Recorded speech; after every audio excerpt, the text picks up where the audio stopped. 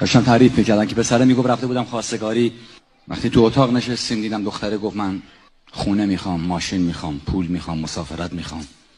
همینطور که میگفت دیدم همه اینا رو منم میخوام. بعد تصمیم گرفتم خودم دنبال شوهر بگردم. بودم اگر همچین آفرای شوهر میده که آقا رفتی خواستگاری یعنی که چی؟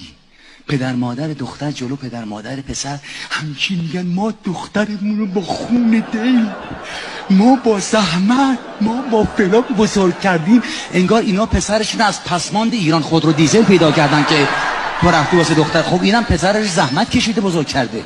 خیلیا به خود من ایراد گرفتن که اصلا تو از سن ازدواجت گذشته چرا قدمی بر این کاری نمی کنی؟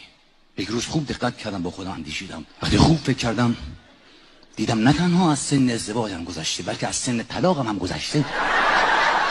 این تاریخ مصرف من تموم شد.